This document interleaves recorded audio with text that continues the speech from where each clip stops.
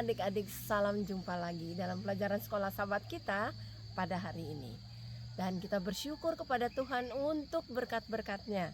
Udara segar, sinar matahari, kesehatan, kekuatan, bahkan Yesus telah diberikan untuk menebus kita dari dosa-dosa kita dan layak menjadi anak-anak Tuhan. Untuk itu kita berdoa sebelum belajar firman Tuhan. Mari kita berdoa. Terima kasih Bapa dalam surga untuk kesempatan belajar firman-Mu. Kiranya Roh Suci memberikan pengertian, bahkan memberikan kekuatan untuk menerapkannya dalam kehidupan kami. Dalam nama Yesus kami berdoa. Amin. Adik-adik, judul pelajaran sekolah sahabat kita adalah tetap terjaga. Tetap terjaga dengan ayat hafalan yang terdapat dalam Galatia 6 ayat 2. Galatia 6 ayat 2 yang bunyinya seperti ini. Bertolong-tolonganlah menanggung bebanmu. Dengan demikian kamu memenuhi hukum Kristus. Bertolong-tolonganlah kamu.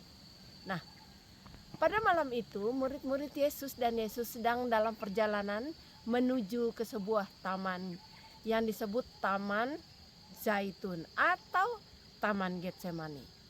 Memang dulu di sini orang bekerja untuk membuat minyak zaitun.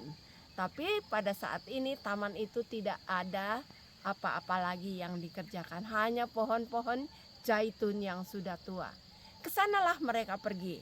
Dan dalam perjalanan itu Yesus mengatakan, pada malam ini, katanya, gembala itu akan dibunuh. Imanmu akan tergoncang. Murid-murid merasa terkejut. Sudah 3 tahun mereka bersama-sama. Dan mereka tahu adalah Yesus orang yang baik. Dan Yesus juga mengasihi mereka. Yesus tahu bahwa mereka adalah orang-orang yang setia.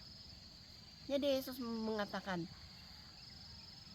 gembala akan dibunuh, sama seperti Yesaya katakan, dan domba-domba itu akan tercerai-berai. Tetapi jangan takut, setelah 3 hari aku akan bangkit dan mendahului kamu ke Galilea. Petrus menanggapi apa yang Yesus katakan, Tuhan, kalaupun semua orang itu tidak bersama-sama dengan Engkau, aku akan rela mati bagi Engkau. Dan murid-murid semua juga setuju dengan pernyataan Petrus. Walaupun semua lari, aku tetap setia. Tapi Yesus mengatakan, Petrus, Petrus, pagi ini sebelum ayam berkokok 3 kali, berkokok 2 kali, engkau telah menyangkal aku 3 kali. Tidak Tuhan, aku akan tetap bersama dan setia kepada engkau. Aku tidak akan menyangkal. Nah, di taman itu, sementara mereka sedang berdoa, Yesus memanggil 3 orang temannya untuk lebih dekat. Murid itu yaitu Petrus, Yakobus, dan Yohanes. Sementara Yesus merasa sedih sekali, mau mati rasanya. Yesus pergi agak jauh dari mereka dan berdoa di sana. Menanggung penderitaan sendiri. Tidak ada orang yang mau menemani. Sangat menyedihkan. Lalu dia kembali lagi melihat murid-muridnya.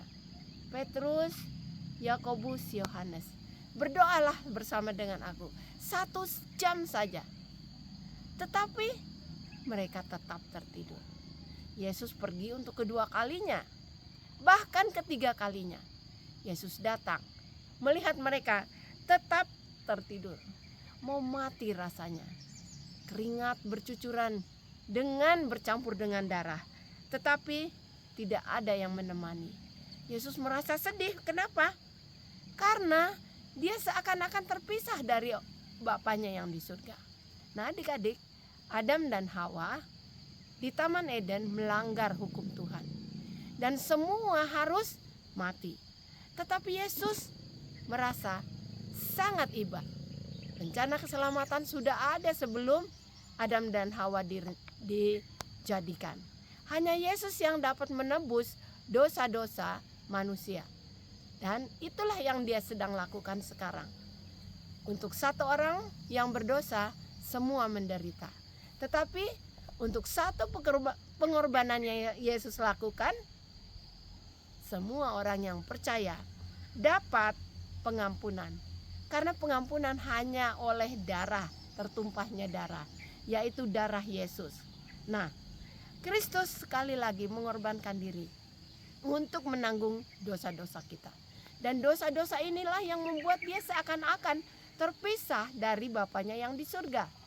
Terpisah, itulah yang menyebabkan dia sangat menderita dan sangat sedih. Lalu apa akibatnya?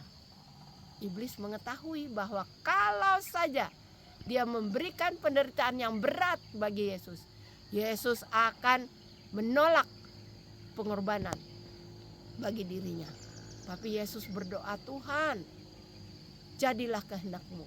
Walaupun cawan ini harus apa? Aku minum, aku mau. Jauhkanlah cawan ini, tapi kehendak-Mu yang jadi. Adik-adik, penyerahan sepenuhnya kepada Allah membuat dia menjadi apa? Kuat. Yesus akhirnya memutuskan untuk mati bagi kita. Nah, susah hati Yesus. Karena apa? Teman-temannya tidak mau berdoa sama dia. Tidak mau berdoa bersama-sama. Bahkan tertidur.